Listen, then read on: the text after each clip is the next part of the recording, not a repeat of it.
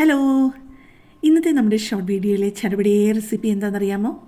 ഈ സീസണിലൊക്കെ ഏറ്റവും കിട്ടുന്ന ഒരു സാധനം ഉണ്ടല്ലോ, ചക്കക്കുരു. അതെ, അത് തന്നെ. നമ്മുടെ ചക്കക്കുരു കൊണ്ട് നല്ലൊരു കിടിലൻ മെഴുക്ക് വരട്ടിയാണ് ഇന്ന് തയ്യാറാക്കി കാണിക്കുന്നത് കേട്ടോ. അതിന് വേണ്ടിയിട്ട് ഞാൻ എടുത്തിരിക്കുന്നത് ഒരു 3/4 കിലോ ചക്കക്കുരുവാണ് എടുത്തിരിക്കുന്നത്. അതിൻ്റെ തൊലി കളഞ്ഞ് അതിൻ്റെ ആ ഒരു ബ്രൗൺ പാർട്ടും കളഞ്ഞിട്ടുണ്ട്. ബ്രൗൺ പാർട്ട് ആണ് ഏറ്റവും ഗുണമെന്ന് പറയും, പക്ഷേ എനിക്കതിൻ്റെ ടേസ്റ്റ് ഇഷ്ടമല്ലാത്തതുകൊണ്ട് ഞാൻ ആ ബ്രൗൺ അധികം വെച്ചിട്ടില്ല, വളരെ കുറച്ചേ ഉള്ളൂ. അതിലോട്ട് ഒരു 1/2 ടീസ്പൂൺ മഞ്ഞൾപ്പൊടിയും 1 ടീസ്പൂൺ ലെവലായിട്ട് ഉപ്പും 1 കപ്പ് വെള്ളവും നല്ല ഒരു പിടി തേങ്ങാക്കൊത്ത് വിട്ടിട്ടുണ്ട്. തേങ്ങാക്കൊത്ത് നിങ്ങൾക്ക് വേണമെന്നുണ്ടെങ്കിൽ ഒഴിവാക്കാം, പക്ഷേ തേങ്ങാക്കൊത്തും കൂടി ഇട്ട് ഉലർത്തി എടുക്കുമ്പോഴേക്കും ഒരു പ്രത്യേക ടേസ്റ്റ് തന്നെയാണ്. ഇതെല്ലാം കൂടെ ചേർത്ത് നന്നായിട്ട് ഒന്ന് ഇളക്കി യോജിപ്പിച്ച ശേഷം ചക്കക്കുരു ആ പാത്രത്തിന് നടുക്കോട്ട് ഒന്നിച്ച് കൂട്ടി വെച്ചിട്ട് അടച്ചു വെച്ചൊന്ന് കുക്ക് ചെയ്യണേ. മീഡിയം ഫ്ലെയിമിൽ വേണം കുക്ക് ചെയ്യാനായിട്ട് കേട്ടോ. ഹൈ ഫ്ലെയിമിലായാൽ പെട്ടെന്ന് അങ്ങ് വെന്ത് വെള്ളം വറ്റിപ്പോവും. അതുകൊണ്ട് മീഡിയം ഫ്ലെയിമിലും ലോ ഫ്ലെയിമിലും മാറി മാറിയിട്ട് വേണം കുക്ക് ചെയ്യാനായിട്ട്.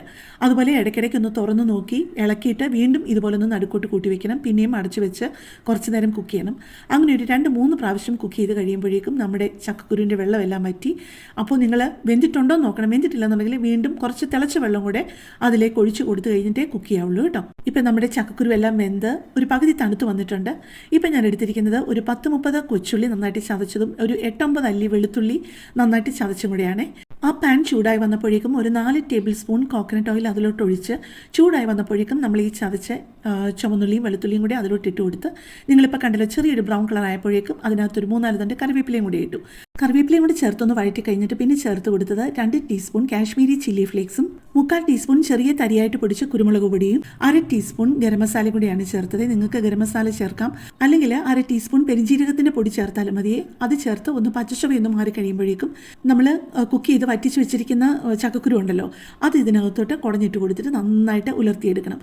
ഈ മെഴുക്ക് വരട്ടിക്ക് കുറച്ചുകൂടി നിറം വേണം, കുറേ കൂടി എരിവൊക്കെ വേണമെന്ന് നിങ്ങൾക്ക് തോന്നുന്നുണ്ടെന്നുണ്ടെങ്കിൽ പിന്നെയും കുറച്ചും കൂടെ മുളക് പൊടി ഇട്ട് കൊടുക്കാവുന്നതേ ഉള്ളൂ കേട്ടോ. ഞാൻ പിന്നെ ഇപ്പോൾ ചേർത്ത് കൊടുത്തത് കാശ്മീരി ചില്ലി പൗഡർ തന്നെയാണ്. ആദ്യം ചേർത്ത് കൊടുത്ത 2 ടീസ്പൂൺ ചില്ലി ഫ്ലേക്സും കുരുമുളക് പൊടിയും അല്ലാതെ ഞാനിപ്പോൾ ചേർത്ത് കൊടുത്തത് ഒരു 1.5 ടീസ്പൂൺ ലെവലായിട്ട് കാശ്മീരി ചില്ലി പൗഡറും കൂടെയാണ്.